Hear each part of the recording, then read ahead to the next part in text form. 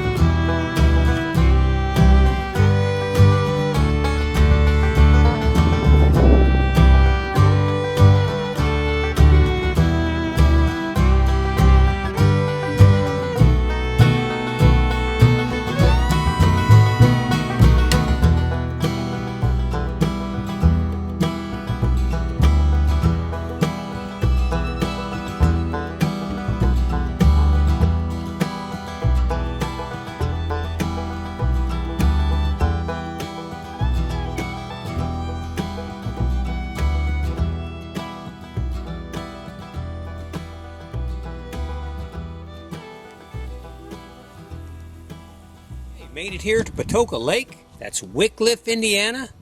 Patoka Lake State Park. Beautiful southern Indiana lake. Really good fishing, good boating. Not this time of year though. I did see some fishermen coming in, but it's pretty cold. It's only in the 30s and there's a strong wind blowing. I'm parked at the small craft launch. Used to be for sailboats, things like that. I'm not so sure you can even put a small fishing boat in here. There's really not an official boat ramp. It's more like gravel. The water level looks pretty low right now. They must have it set right at the winter pool. What I'm gonna do is go ahead and grab some camera equipment. I'm going to take off. We're going to walk along the bank on the outside right there and see if we can't film a little bit of wildlife. Pretty cold out here, but hey, it's a great day. What else to do but get out and film?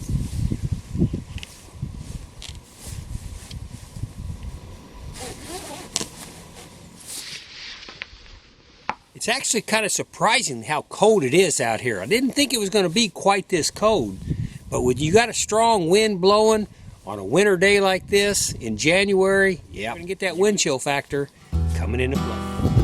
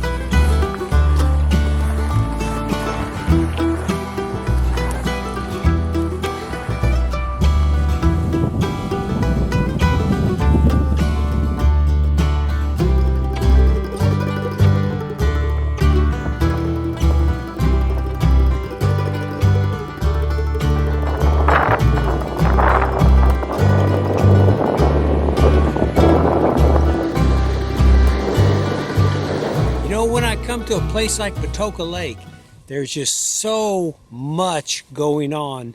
I don't hardly get anywhere down the trail. I'm trying to walk the lake shore right here. By the way, the lake is very low, so it's very, very muddy. I would not want to adventure anywhere closer to the water. I would just sink in mud. There's no doubt about that. But when I walk along the lake shore right here, there's just so much to see that I don't get very far, because you can see some of the shots that I'm coming up with.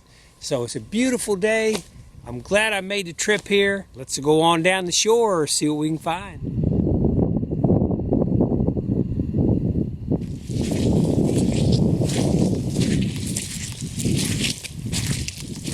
Patoka Lake is a very nice wilderness area. Even though it's open to the public, it's Patoka Lake State Park, it's not developed. The shoreline is not developed, which is so nice. Right over here, there's a peninsula that sticks out into the lake, and it's called Tillery Hill. This peninsula, back in the 80s, there were some developers from all over the country came in and wanted to develop that peninsula right there. They wanted to put condos, cabins, build houses. They wanted to totally develop it. And they were offering an awful lot of money in order to get this done. To me, in my point of view, thank goodness there were people that stepped in to fight it, that said, no, this isn't going to happen here on this lake. We're going to leave this lake a nice wilderness area.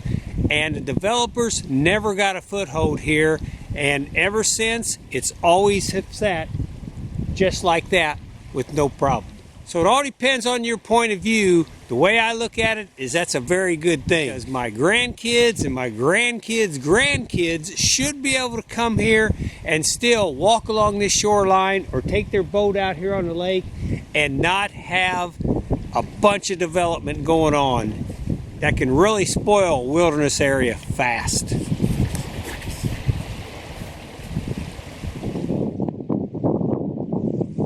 Now, I'm sure if you were one of those developers, you would not agree with my opinion on that. You'd want to put your place up, you'd want to build some houses, you'd want to make a lot of money, because there's a lot of money to be made in a place like that. But if you go up to central Indiana and you go around Eagle Creek is a reservoir similar to Patoka Lake, but there are houses everywhere surrounding the whole thing.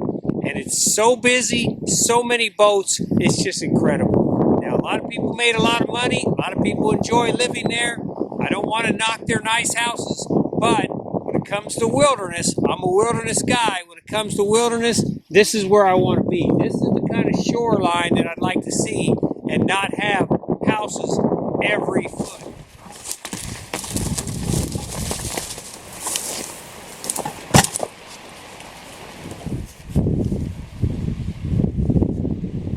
Some of the campsites that overlook the Patoka Lake.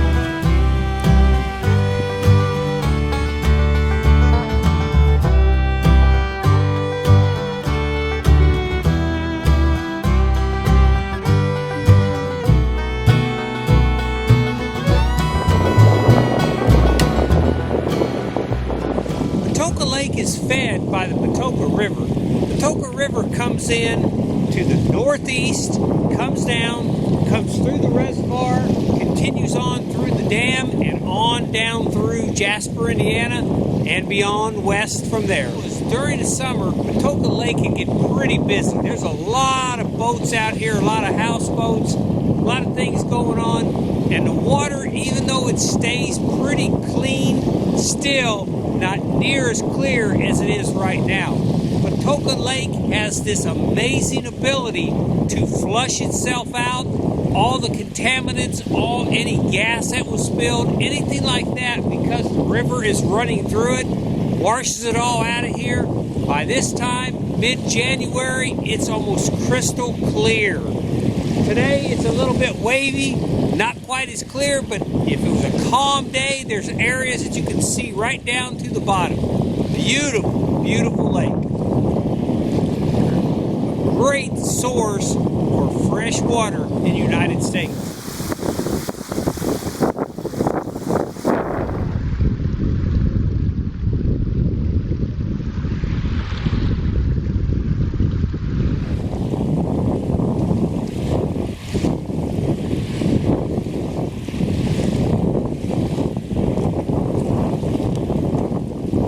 Looking a lot better. Got a lot of the mud off. Take it home, do some special cleansing on it. That's a pretty cool hat. Woo! Off we go. Shrimp Company.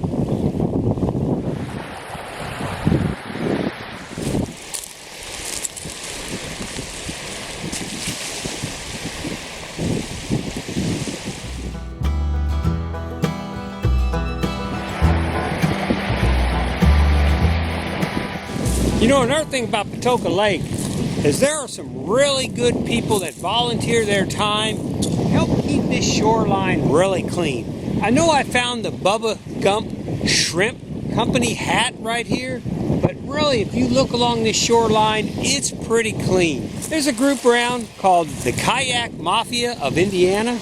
One of the guys I know pretty well, he's a good friend of mine, Ron Serges-Ketter. Ron, I apologize if I messed that up. I don't think I've ever been able to say it right. Just call him Ron. Ron comes out here with a bunch of people. They'll bring their kayaks and canoes, and they'll go along the shoreline here, and they collect all kind of stuff, especially up the Patoka River. They'll go up the shoreline of Patoka River and really clean it up. Thank you, Kayak Mafia of Indiana. Thank you for everybody else that participates in that. I know I personally appreciate it. DNR appreciates it. It's a great service that you guys do.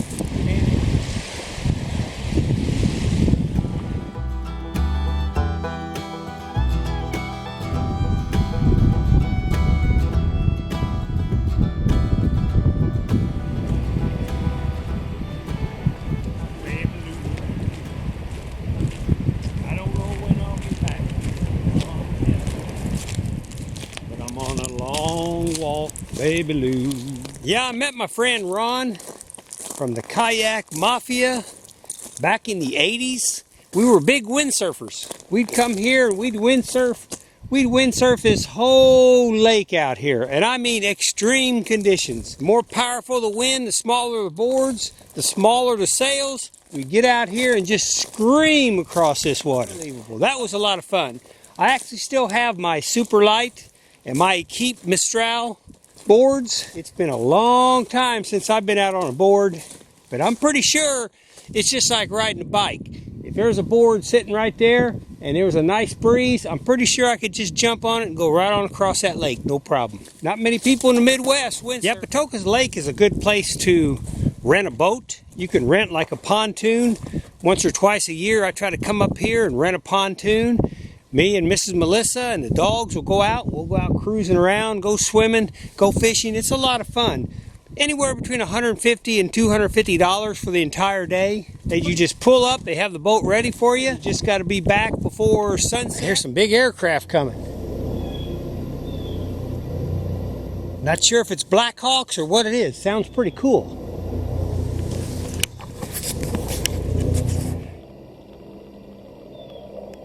Nope, false alarm on the Blackhawks.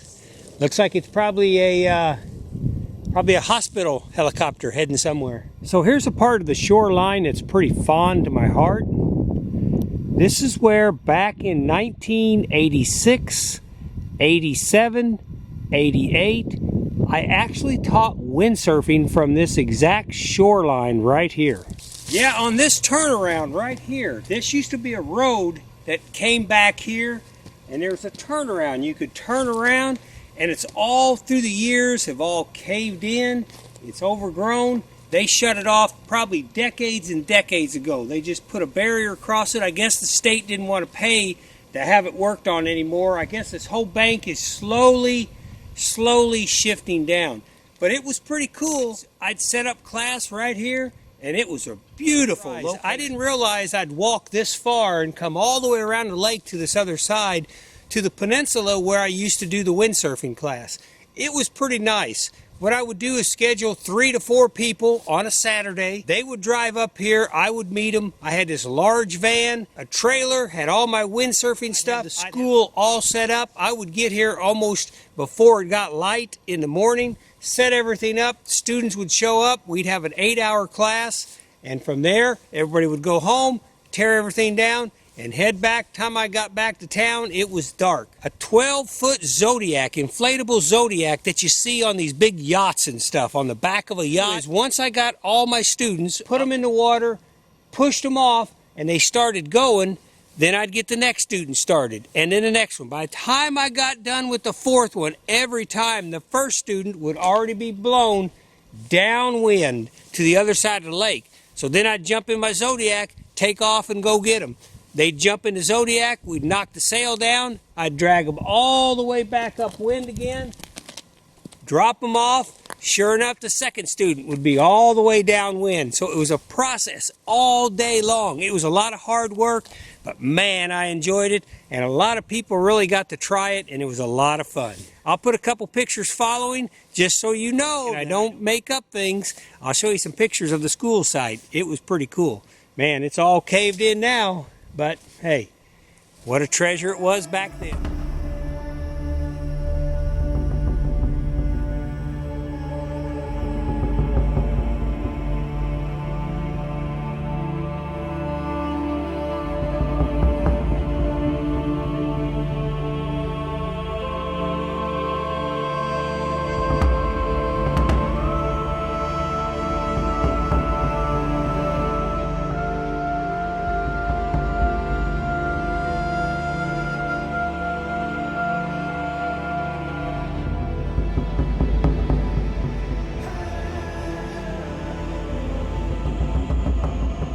The road just caved in.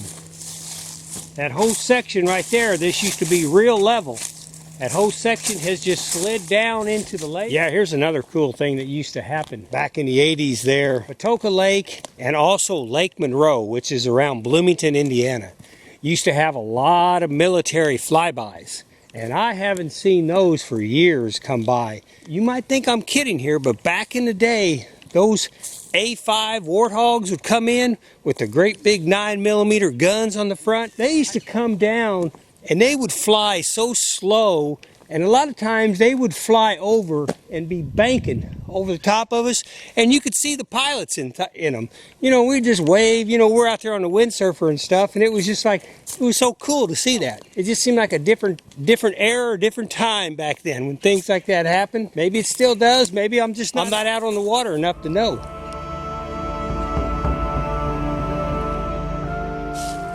I'm pretty sure that stop sign meant car traffic, not foot traffic. I hope.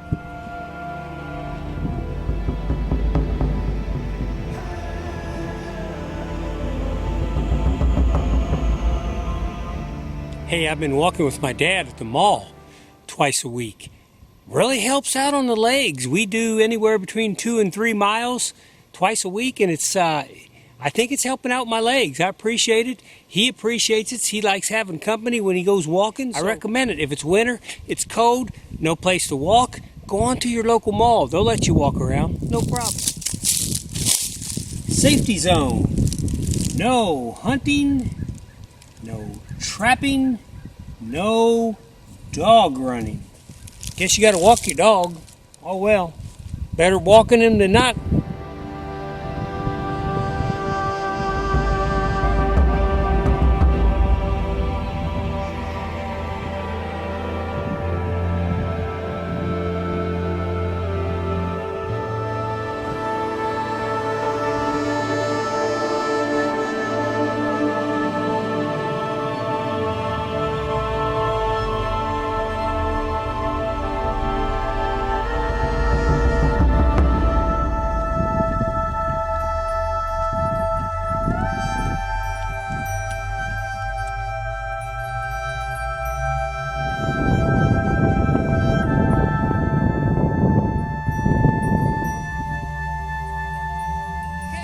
was a pretty good walk. Went down to the lake, followed the shoreline all the way around to what I call Windsurfer Point. Came on up the road that they've blocked off. Now back to the Montana. Montana's always glad to see me. No matter what, she always smiles. Hey, I appreciate you coming to the channel. LAF Space Film Fest. Capital LAF Space Film Fest. Hey, if you would, hammer down that subscribe button. I appreciate it. Helps me to come places like this, put it on film, share it with you. You can share it with your family. Heck, share it with the whole world. People from all over the world just don't have any idea of how beautiful southern Indiana and the Midwest and America is. I know I follow one YouTube creator. He's from Japan. I'm shocked watching his videos how beautiful Japan is as far as the wilderness side of it. For some reason, I just never thought about that. I always thought of Japan as cities and a lot of people running everywhere and office buildings full of people typing. I don't know. I never thought of Japan as wilderness until I started watching him do the hiking videos, and it's pretty incredible. Boy. It was nice being back out on the road. This is the first time in 2023 that I actually put the Montana on the interstate. Head on down the road. That's a comfortable machine right there. It's like sitting in a lazy boy going down the highway.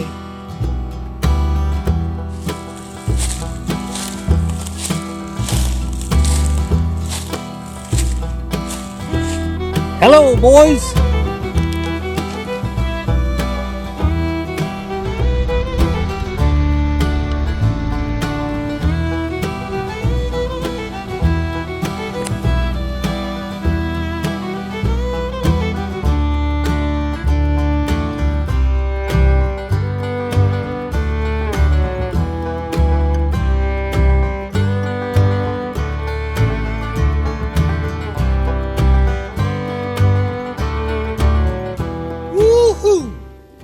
Bubba Gump Shrimp Company. Boy, what a treasure. I guess now I got to get a hold of Tom Hanks. Find out if he wants his hat back.